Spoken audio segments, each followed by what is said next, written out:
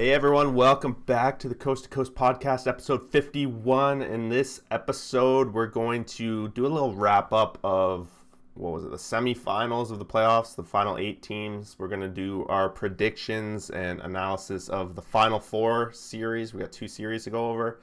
And we got a couple other little news around the NHL that we're just going to throw in to talk about for fun. But yeah, we're here on this nice, beautiful Sunday morning. West Coast, East Coast, fun shenanigans will ensue. How's it going, Tori? Exactly.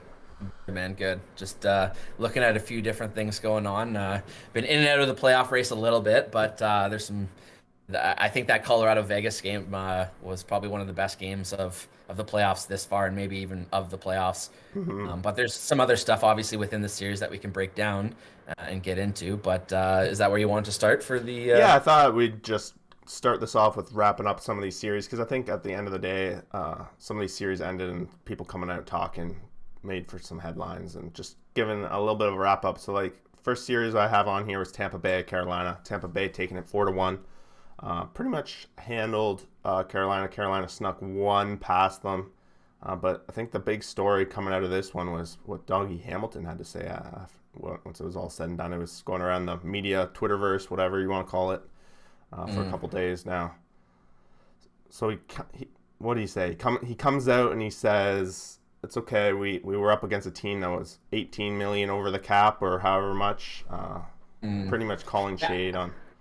I think it was more about the fact that they're saying like, hey, we were the best team in the regular season, or we were a better team in the regular season, and then we beat a good team, and then we end up playing a team that is substantially better because they're hiding these cap things. Yeah. I mean, Kucherov's so far the MVP of the playoffs. So, and you can't tell me that he wasn't fully healthy and then just ready to go overnight for game 1 or like over a couple nights. Like, Yeah. sure, maybe he wasn't quite ready towards the end of the season, but I don't think there's any way in hell that in the last 3 or 4 games of the season, especially when there was some replacement games and stuff to be played, that he wasn't available. I don't. Yeah, and I think that. Well, I think if they were maybe in a situation where they needed him, they probably would have maneuvered to make him and rushed him back even further. Like, you know how teams are there in the hunt. They got to rush guy. He's still feeling a little sore, but we need you in. You're our best player. We're going to push you. Whereas they could just kind of sit there, rest him up, get him as fresh as possible. Like, this guy's probably the freshest guy in the NHL right now coming into the playoffs, let alone Did you catch the comments? No, go ahead. Sorry, by oh crap, sorry. I forgot what I was going to say. My mind just went blank. One of the coaches. Go ahead. Sorry. What team? Brisebois. Sorry. It was the GM of Tampa Bay. Okay. Back on track. Brisebois from the GM. He basically said, well, I maneuvered within the rules of the league. It's true. Like, get mad at me if you want, but yeah, exactly. we talked about it on prior pause, yeah. I wonder if that means in the next CBA or potentially in the offseason there's some complaints or there's some comments, because realistically, if you want to just put it simply, there's probably how many teams make the playoffs? 16? Yep. And how many teams are able to maneuver within the rules? There's Tampa, Toronto. I'm probably forgetting a couple out there, but if you want to take 6 of the teams out, just less than half, and there's 10 teams remaining, you could have 10 teams that have legitimate complaints about how things were done that way and how there's no cap in the playoffs, and basically you just got to get there and all these other maneuverabilities. It makes it a less fair for the small market teams. And it goes back to what Robin Leonard was complaining about a couple months ago, of competitive advantage, right? Being able to have that competitive advantage, team gets a boost. It's kind of like getting that little bit of a steroid injection, and you're a little bit stronger, a little bit faster, and you break outside the rules. I can see why Carolina could be upset, but at the end of the day, you still got to win. It's they were missing Trocheck, which was huge for them as well. Their second line center and everything. Like, they were missing also Teravainen for much of the series. Nedeljkovic started good, but then he faltered after a couple of games. Well, he didn't really falter. He just didn't play amazing. And they switched over to Mrazek for the rest of it. Be interesting how the goalies play out for Carolina going to next year. What would you do if you were Carolina? Reimer and Mrazek are both free agents. Who and Mrazek? I would let Reimer both of and them Mrazek go. are both.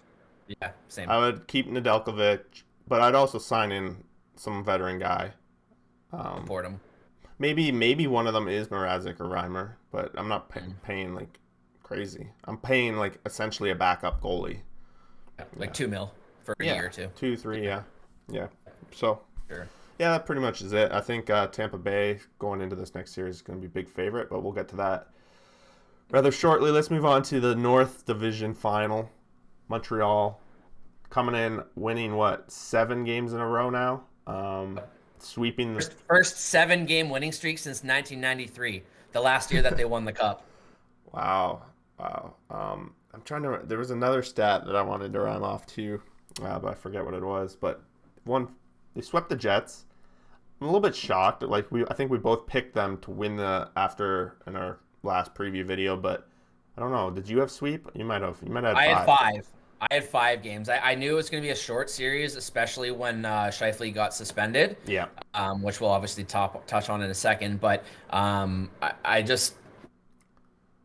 There's too many things going on, and it came out obviously afterwards that Ehlers had a torn labrum, and now he's going to be out for like 5 months. Yeah, also, it came out today, sidetrack, sorry, Tuukka Rask has an injury. I forget exactly what it is, but he requires surgery. He's going to be out 8 to 10 months. Wow. So like almost a year. So he's as a free agent too, right? I'm not going to keep him anymore, right, in my fantasy league because he's not worth a 4th rounder. He's going to be out half of next year, right?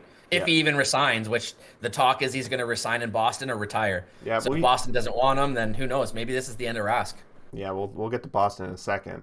But yeah, for Scheifele, he comes out after the series is over, and he's basically blaming the league for handicapping the Jets in this situation, which honestly, I'm not too much. I think it's kind of ridiculous because every time I look at the hit now, I go back. I know we talked about it before in the last pod, and I think we had a little bit different views on it. But I still think the suspension made sense to me, and I don't think he has anyone to blame really but himself. He's blaming the league for blowing it. I don't know if him being in there even makes a difference. It might make a 1-game difference, but Carey Price, I think it makes a huge difference. Maybe not in the games themselves, but wasn't it 2 of the games went to overtime?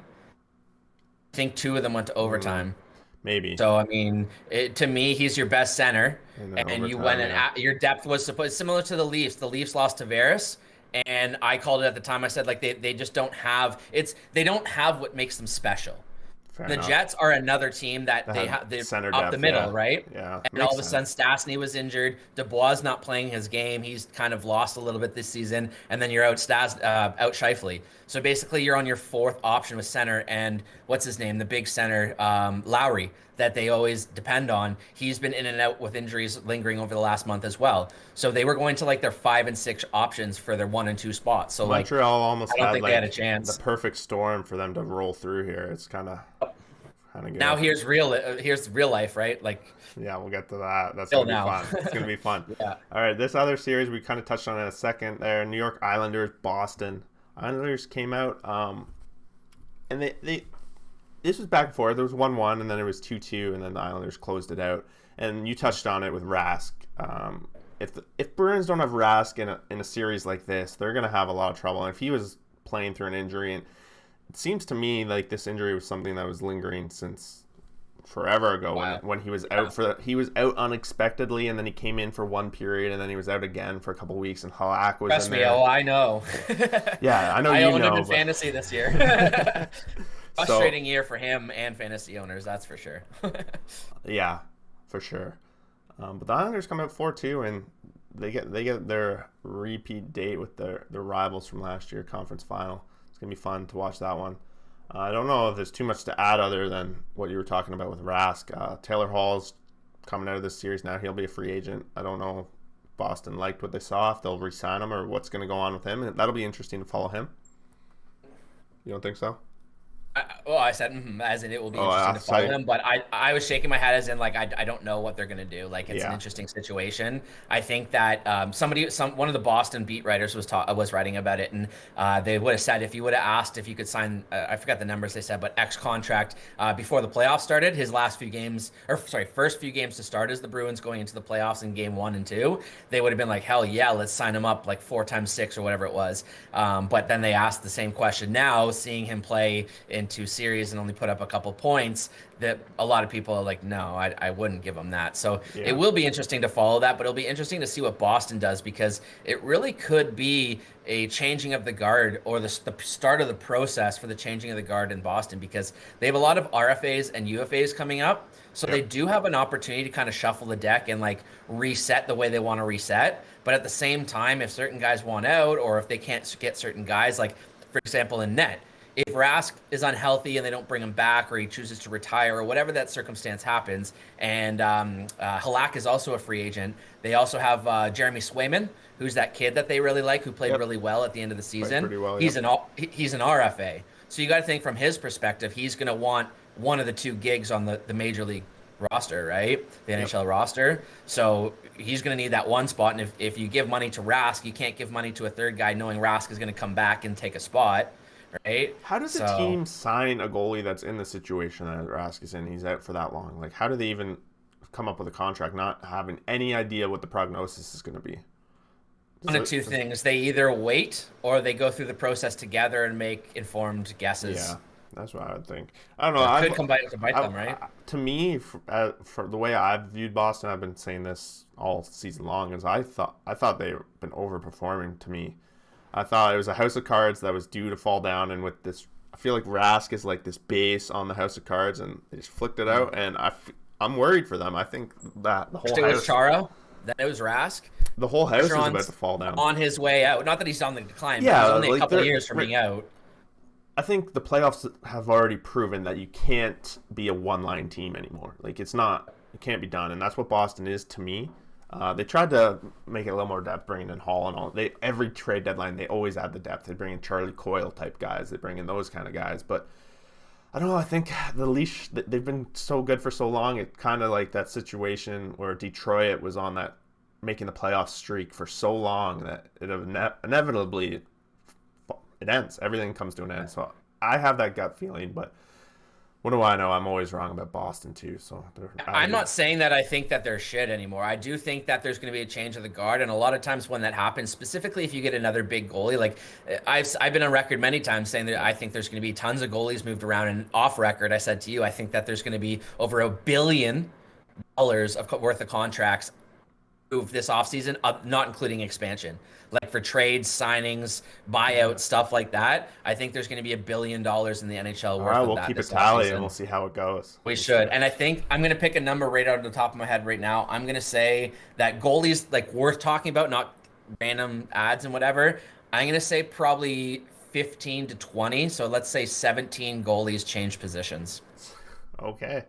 Change teams. Which is obviously a lot. Change teams. Yeah. Still goalies. Goalies still going to be. Yeah, still goalies. But yeah, like there's a lot of guys retiring too, right? And a lot of guys where you could say, are you still an NHL goalie, or like, are you better than giving a kid a chance? Like a guy like Dave Riddick, let's say. Dave Riddick has been average for a while. He had a $3 million-ish contract, and he came off 2 seasons of being meh after he was an all-star, or he was basically forced into every game. Basically the exact same thing that happened to Andrew Raycroft back in the day for the Leafs, right? Yep. Like, there's always these goalies who have their career year at the most opportune time, and I think unfortunately that's kind of the situation. Yeah. All right, let's move on to this other series, Vegas Golden Knights, Colorado. I kind of want to transition with the goalie talk, because I think Grubauer, he was great for the first 2 games. You could see the difference between him and Fleury. Like, Fleury made the amazing, game-changing, game-saving saves. Grubauer just couldn't do it. He couldn't do it. And I know it's something you've talked about all season long. You didn't believe in Colorado's goaltending in the long term. And I talked about, too, that 2 years now. Very often they give up, like, breakaways. And that, not necessarily breakaways, led to the changing of the series, because Colorado was up 2-0. They smashed game 1. It was like 8-1 or whatever. Vegas had put Leonard in and kind of coasted that first game. And people are talking about how it actually turned out to work in their favor. I still don't know about that. But they're up 2-0, and then in this game, in game 3, they're up 2-0 in that game, or maybe that was game 4. They're up 2-0. Either way, 2 bad giveaways result in Vegas coming back, tying it up 2-2, sending overtime, where Mark Stone ends up winning it. That might have been Game 5. I've got all these games mixed together, right? But enough, yeah. The defense giving up opportunities and then Grubauer not being able to make the big save where they really needed him to. I think this was very much the biggest difference here. I think the biggest difference was the goalies in this series, and that's pretty much it. Vegas comes back 4 unanswered wins off Colorado. You can just see they're gelling. That's again getting back to the goalie thing, like, because that's where I always go. But I like you said, I've been calling it, and it's now 2 years that Colorado, in my opinion, have wasted a chance to go far.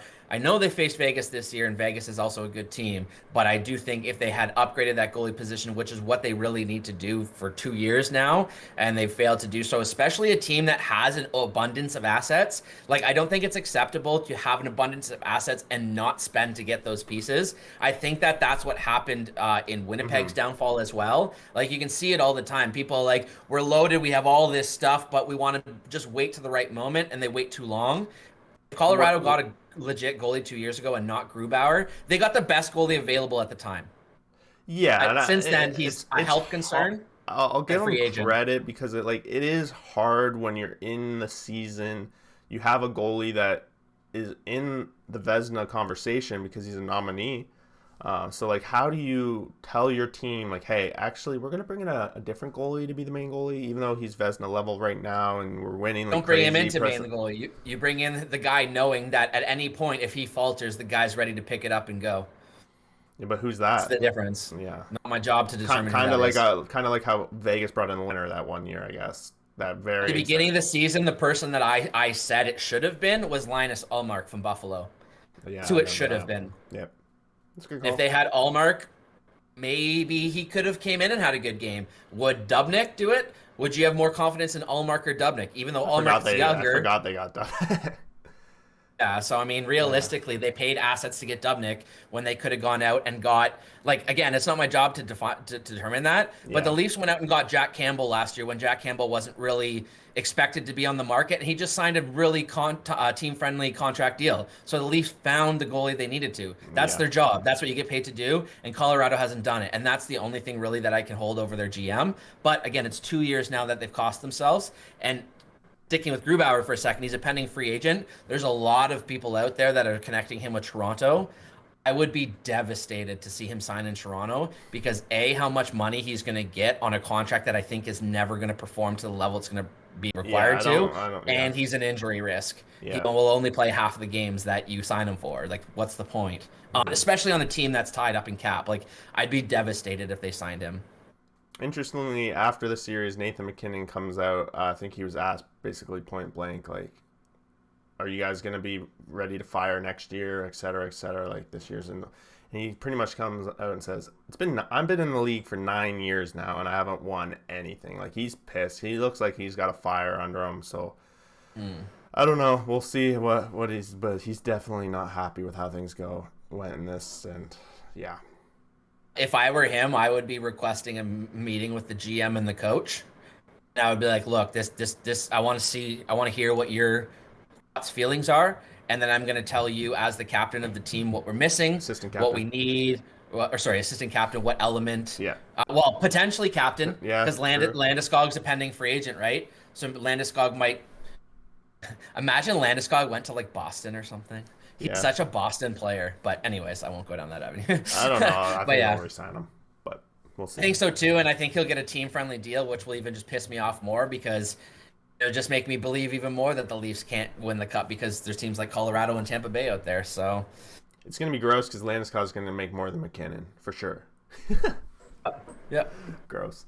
All right, let's go into these next 2 series then and predict away. Let's start with the East. I don't even know what they call them at this. We're in the Final Four. Tampa Bay Islanders, rematch of last year's conference final.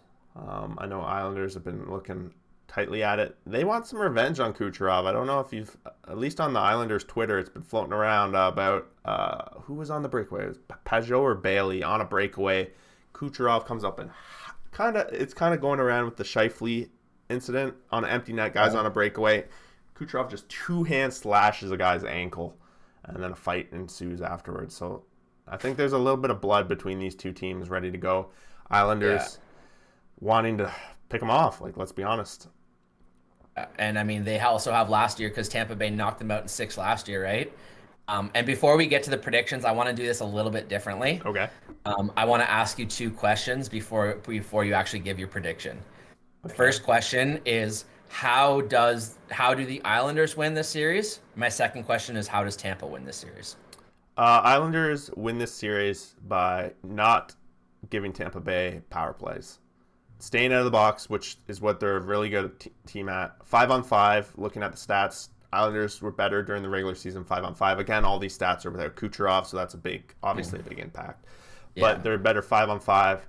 Their penalty kill not super great during the season, but they were one of the teams that don't take a lot of penalties throughout the season. So being disciplined, and Varlamov / Sorokin, whoever is in the net, playing on their head, being able to match what Vasilevsky can do. That's how the Islanders win. How Tampa Bay wins this, basically scoring goals, like stars being stars. Getting power plays, scoring power play goals. Yeah, like the opposite, power play goals. 5-on-5, especially like being able to dominate the 5-on-5, which I think 5-on-5, both these teams match up very well. I'm excited. I think it's going to be a very good series. That being said, what's your prediction? What's your take? So my prediction, I just want to note, at the beginning of the season, I had Tampa Bay versus Vegas. And normally I would be like, okay, I'm just going to stick with my same prediction. But here we are now, and I just want to be on the right side of history. So I'm taking the New York Islanders to win this one in 6. So I just sorry, I was almost sick. There's just I got this feeling with me, and I kind of picked up in Boston, even though I flip flopped from the podcast back and forth. I ended up sticking with my original of the Islanders in the end. I just have this feeling. It's kind of like 2 years ago. I had this feeling with the St. Louis Blues early in, and I feel like the Islanders are there, and I really, really feel like the locker room on the Islanders wants this so much more than Tampa. I get that sense. So I have Islanders, and I'm picking 6 because I think they're going to shock them with a 2-0 lead. Taking both. You know what's great about all of this is that you're basically guaranteeing that the Islanders lose. Why? Because everybody you talk about, first it's the Calgary Flames, then it's the Bruins. Everybody you talk about, you just curse. Oh yeah, for sure the Leafs will win. Yeah. No, but let's call it straight right now. I went 4-0 last round on my picks. No. So I'm just teasing because I always joke about when you do that because when you feel so confident about something Nashville? often, it's like the Nashville? opposite. Nashville too, yeah. So I'm just joking. So I mean, I'll get to why I'm being like this in a minute, but first I'll answer the same questions I asked you. The way the Islanders win this series is Sorokin. I have a feeling that Varlamov will not be the starting goalie past the second game. I think that you think he starts today and gets lit up? Okay. I think Varlamov gets lit up one of the first 2 games, and they go to Sorokin, and I think Sorokin takes the net, and I think Sorokin puts up a brilliant performance against his Russian counterpart, his idol, or one of the guys that he grows up idolizing or trying to be that bar, get to that bar. And what other better way to get paid by Sorokin to put up a huge performance like that, even if they don't win. But I do think Sorokin will be the goalie in the net by the time this series is determined. Regardless, Tampa wins the series easily, I think, just because of their power play. Their power play is silly. They're so comfortable with each other. They snap it around almost like Colorado. It's just second nature to them. If Islanders do take any penalties, really, they're probably going to get burned. I think you're really going to see here the difference between a team of players versus a team of good players. I think that's the difference, like between some other teams that they faced, where it's been stars and the supporting cast, not an actual good team. Where the Tampa Bay players are good players supported by a good team. So it's going to be close. I think it's going to be 6 or 7 games regardless. I think they're going to play at least on average like 3.5 periods per game. Like I think we're probably going to see maybe even a double overtime game, potentially even a triple overtime game. Yeah. Reminds me of that year that Tampa and Columbus played, and they went to that triple overtime game and finally won, and then that was just like the end of the series. I have a feeling we're in store for some sort of storyline like that, where we see like a We triple haven't overtime had that game, yet and this playoffs, really. exactly Which is triple overtimes, rare. but not really triples. No Yeah, triple. One triple, I think. It was the Nashville early Carolina triple, I series think. that had the Yeah, deep ones. But yeah. no, Oh, I can see it. I don't know. I just wanted to flip flop because I've had Tampa winning it all season long. So why not flip right before they're about to win it? You know. right. I'm gonna say Tampa in seven. I'll say Okay, Tampa I in like seven, it. but it'll be a good series. But um, I'll save my other bit for the next It's series. going to be the better of the two series because, in my opinion, leading on to this next one, Vegas Golden Knights taking on the Montreal Canadiens. This I was telling you off the pod how this, in terms of the betting world, is the biggest spread I've ever seen in any hockey playoff series at all.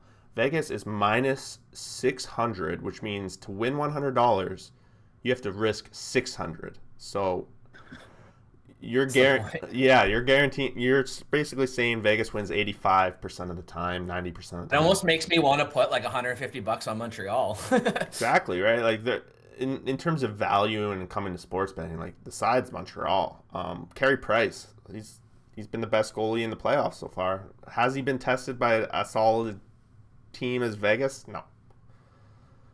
But yeah, Vegas is going to come out fine. They're just flying high. They're super motivated. Their top line is like super, like just crushing. Ever since Pacioretty came back, that line has been lights out. Pietrangelo, he had a rough start to the last series. He's back being what they signed him on to be. Depth all around on Vegas. I just don't see. Vegas has been here, done that before. This is Montreal's first time the Final Four dance. Vegas has been here 3 years in a row, 4 years in a row now. They're just going to crush, I think. I got Vegas in 5. I don't know what else to say. How Montreal wins this series is luck. Price, luck, and price. Price, yeah. But and like, maybe even if fortunate injuries, which would fall under luck. Vegas has been up against good goalies all season long. Like they faced Cam Talbot, who was super hot against them. They managed to put him out. So like, both the teams they've already knocked out are better opponents. So I just don't see how it's.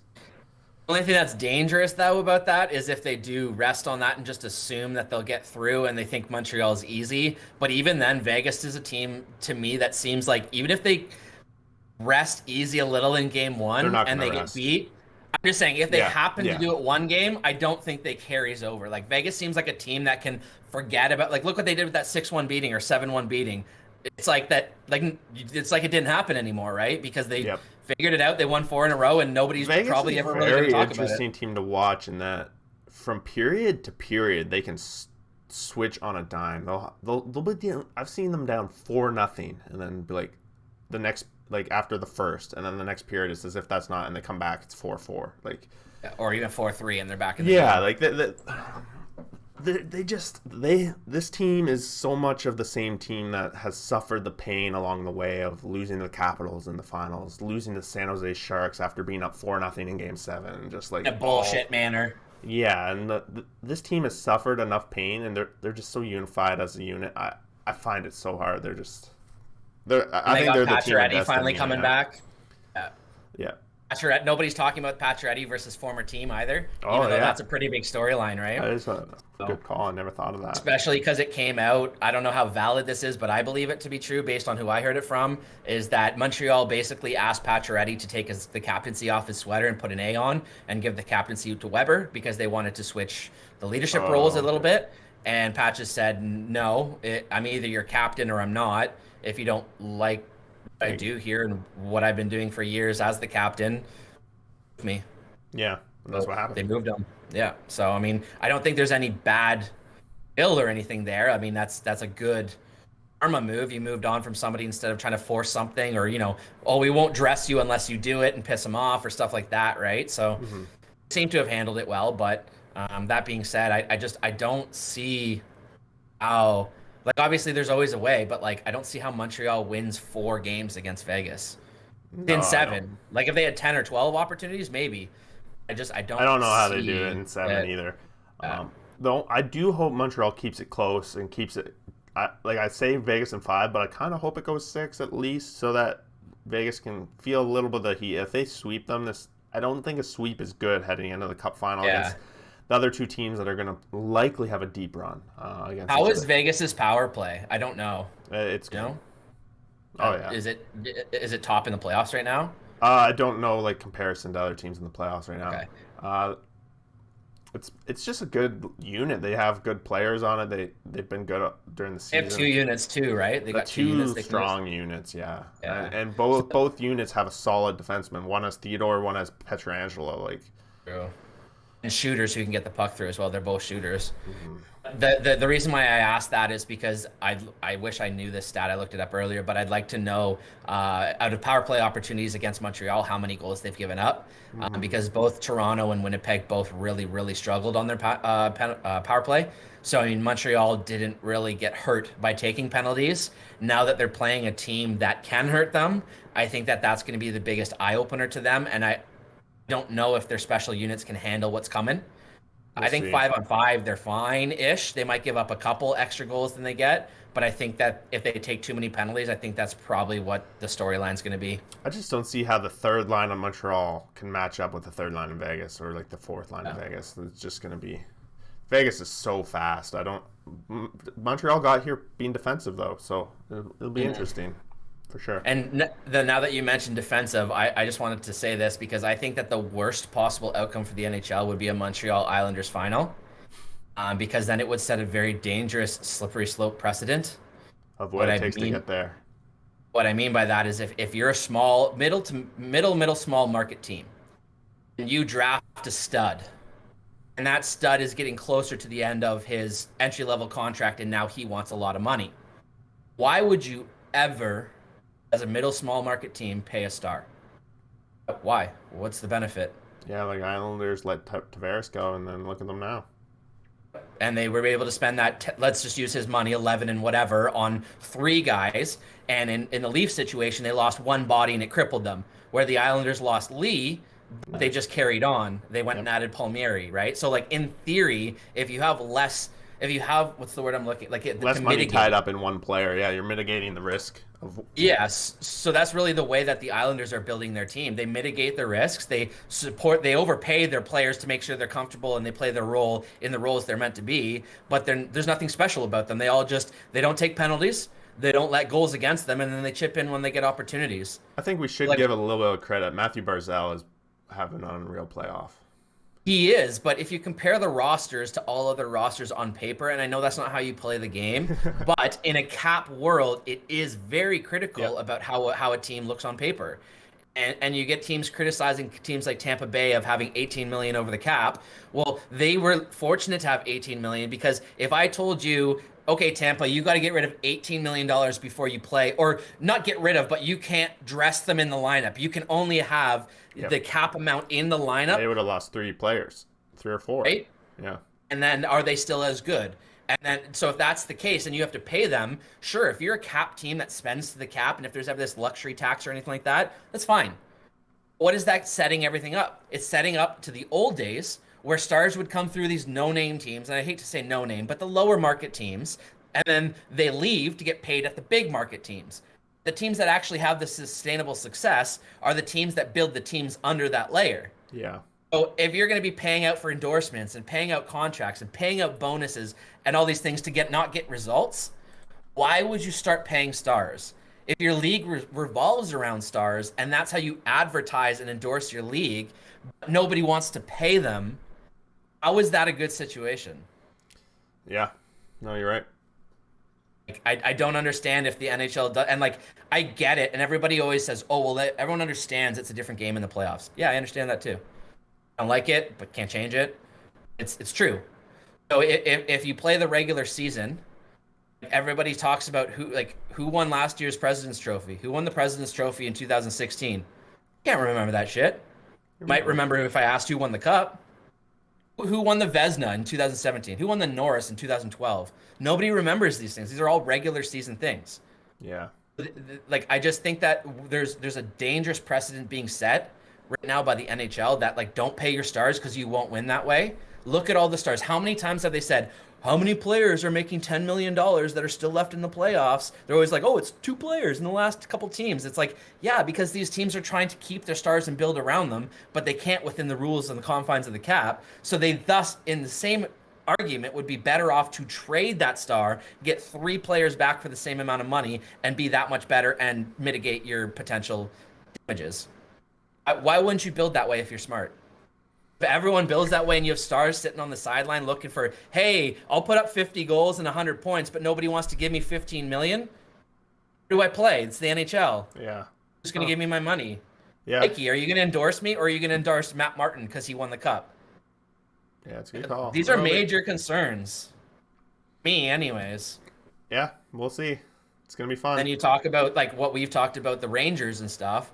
Rangers aren't very happy. There's all these teams complaining about cap issues and officiating and all this other stuff and the lack of accountability and the lack of consistency and all these things. Like, I know we've jokingly said before, like, what if a rival league started up?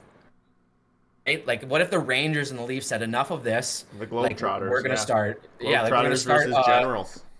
Yeah, and I said to you even too, like we can't change the rink, the size of the rink and stuff like that. What if the richest team started their own league, went to bigger ice, had all these technological advancements, and even though it'd be a 6 or 8 team league, you got to start somewhere. The Rangers and the Leafs got up and took the stars with them, or the money available to pay these stars. You're now in a non-cap league, and you're like, oh, great, you can get 12 million in the cap world, or you can come to our league and make 30 million, like baseball players, like football players, like all these other players. Who's going to say no? I know there's a history, I know there's different issues, but like, it's not possible. And I think the NHL thinks it is, and just assumes that it will always be the Premier League. Well, they're trying to. I don't know. It's. I think their vision is parity, which by having an all-star, you can't afford those depth players that you're kind of talking about, which makes the all-star kind of not any better than a team full of parity, competitive balance. Can't use the same 2 terms in the same sentence. I know. I hear you. At the end of the day, in a sports world, you want to see the best players win. Really. That's what they want to see, the people that work hard, have the best skill, are the best, succeed. Like, kind of. And one last thing I'll say is if all of this doesn't matter, why do we have analytics? That's the argument. Analytics crowd versus the non-analytics crowd. Even stats. Why do we have basic stats? Yeah. Why do we track goals? Why do we track points? It's fun. Seriously. It's fun. Basically for fun, right? Yeah. I think that this is something that would be terrible for the league if it's the Islanders, and because everybody mimics how successful teams are, right? So one last thing I'll say again about Buffalo, for example. Buffalo's trying to get out of a situation, right? They've got this star that's unhappy. Almost in every situation from now moving forward would be better off trading Eichel, no matter what the return is. In theory. Maybe. Yeah. We'll see. If they do the other steps right. Yeah. But they would be. But they won't. Their avenue of success, or the routes of success, it would be shorter and easier. It would be an easier path than trying to make this team successful with Eichel. They I think a lot of it does consider is that if they did something, I think their fans would burn their arena to the ground. So they got to calculate the cost of rebuilding the arena. Hey, if they traded Eichel but made the playoffs, I don't think anyone would complain. That's a good point. But it's a tough division that we'll have to talk about on another day of how that's even going to be possible. Exactly. Right? So I mean, that being said, I'm really cheering for Tampa and Vegas because A, I think that hockey would be insane to watch. Yep. But B, I think it would be a very dangerous conversation to really get into if it was not those two. So I'll be cheering for those two. I'll be honest, yeah, I think that'll be the most exciting final. Even though I take the Islanders, but that is the final I picked at the beginning of the season. Knock knock. Just gonna keep throwing that out there. The last thing before we get to the notes, how many games? You didn't say how many games for Montreal Vegas. I said 5, yeah. Oh, sorry, 5. I'll go sweep.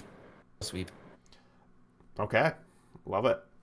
All right, we just got a couple other notes off playoff topic news.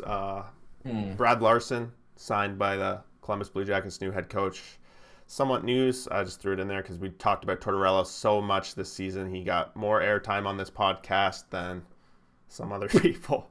But I don't know much about him. Brad Larson, he's new blood coming in, it seems to me. all I know about him is that he was either the minor league coach or he was one of the assistant coaches. I don't remember, but my point is he was already in the system.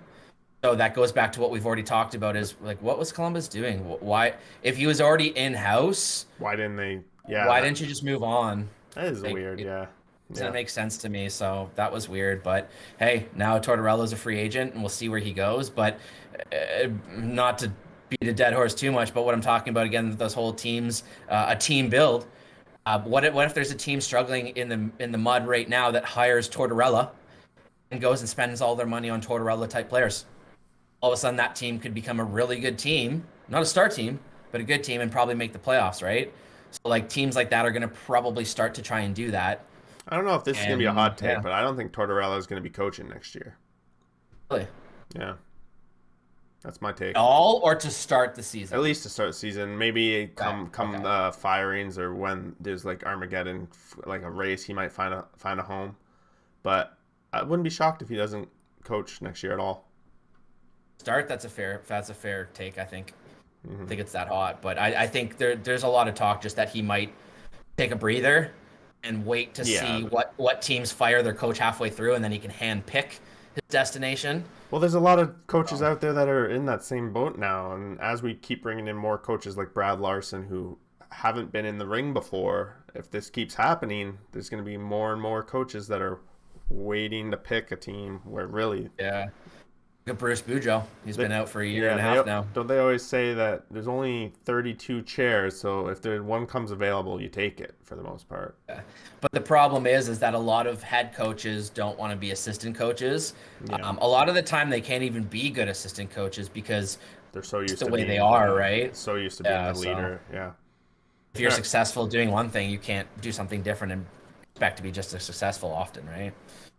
But that's the next thing here that we have is Owen Power, the projected first overall pick, towering defenseman. He's like 6'6", 200 plus pounds at 18. So still room to grow. Hmm. He can skate, he can shoot, power play guy, puck mover, puck skater. Like he can skate the puck out of danger too. I think that he has the potential. Obviously, potential is a loose thing, but he has the potential, I think, to be in the Norris candidacy in the next few years. But the reason why I wanted to bring him up is the talk right now is that he might go back to Michigan to finish his collegiate career, which could Okay. be, I believe, 1, 2, or 3 more seasons. Damn. So if you're taking somebody first overall, let's say Buffalo, because they need help now, are you really going to take somebody that's not going to Yeah. help you for Well, 2 years? for me, like Owen Power, he's a defenseman. So Buffalo has already got a first overall defenseman in Darlene. They have. I thought they had another solid defenseman. Just a lineup. I guess I was thinking of Ristolainen, but for some reason I thought they had drafted another one recently. But Dude, they've drafted a few really good defensemen yeah, lately. so like of all the things that could help, do they want to bring in a defenseman that potentially is not going to be there next year, or that maybe the year after, or do they do this? What Buffalo should probably do is trade the pick. That's what I'm thinking. But Is the the number two root of guy? why. Oh, Well, go I ahead. was gonna say the root of why I want to bring this up is this actually just a ploy? To stay Is out this a of Buffalo? ploy to stay out of Buffalo? Maybe I think it might be. smart. Really gonna turn down an entry level contract that's almost $1 million for 2 years and go to college?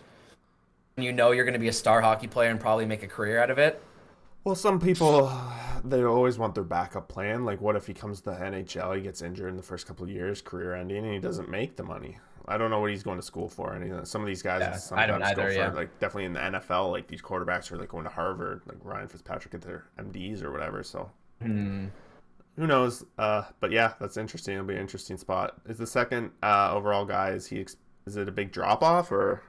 It's a pretty big drop off, yeah. I'm not as familiar with the most recent guys. Like I was following the prospect rankings from the start, and there's a few new guys in the top, which Hmm. usually tends to suggest that not really sure.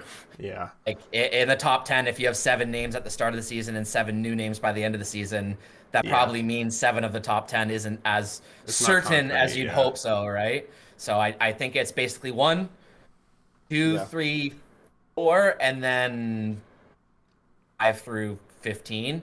So, like, if they move down 1 or 2 spots, but then all of a sudden they move down, they draft Power, and he says, "Oh yeah, I'm leaving college." How pissed would you be if you're Boston, right? Yeah. Yeah. No. Or sorry, Buffalo, I mean to say. If I'm Buffalo, though, if I ever were to do that, I would actually draft him, have the conversation, and be like, "Are you?" and try and get the sense if he's bluffing or not. And then I would still draft him, and then be like, "Here's your entry level contract with full bonuses. Have you changed your mind? Yeah. Oh, okay. Now I'll trade you. I'll trade your rights now that I own your rights." If you don't do that and you get a small return, and then he just signs with the next team that drafts him, that would be a terrible look. Well, Buffalo's they like that kind of look, it seems so. Okay. Well, the last topic I guess we have here is just Taya Curry, first female to be drafted into the CHL. She's a goalie. The one thing that I wanted to bring up, other than congratulating her, is just obviously it's tough. From my understanding of the collegiate career, is that you cannot attend any team functions, tryouts, practices, training, anything like that, or you get disqualified from collegiate eligibility. So in her current situation, she has 2 options. She has the option to follow her potential dream, if she's this good, to make the CHL and maybe hopefully get some sort of payment from an NHL team down the road, and the recognition and the trailblazing and whatnot. Or she can stay in her collegiate career, forgo the whole idea of the CHL, and potentially get paid as a female hockey player down the road.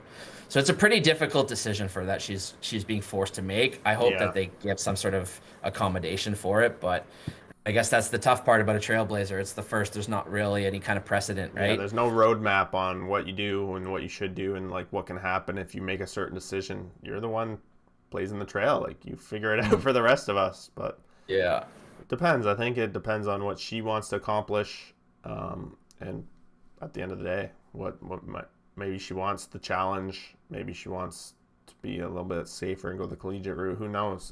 Only she's going to answer that. It'll be interesting. This topic was new to me. I didn't catch that, so you bringing up it's definitely an interesting topic on what it's going to turn out to be. Be interesting to watch. Yeah, we'll see where it goes. Hopefully, it's just the first of many. Hopefully, as the league continues to trend away from physicality and away from abuse and away from fighters and stuff like that, and hopefully continues to transition into skill-based, it lowers that barrier between all kinds of different people being able to play, whether it's sex, age, stature, whatever, right? Yep. So hopefully we get to continue to get there. Yeah, for sure. All right, anything else? I think that basically wraps it up. That wraps it up. I got some overtime I got to be doing today, so I took a little bit of a break to record. So I'm going to get back at that and finish my work. But great. I think is there Jay's game on later? Jays game, yep. Rubber match against Boston. I don't know if you caught it, but I started a sports betting challenge on the channel. I've been doing day 3s today. I'm 2-0 so far, so it's good on that. And yeah, just pumping shit out. Awesome. I'm going to check that out, as everyone else should. All right, thanks, man. We'll talk soon. Bye. Cheers.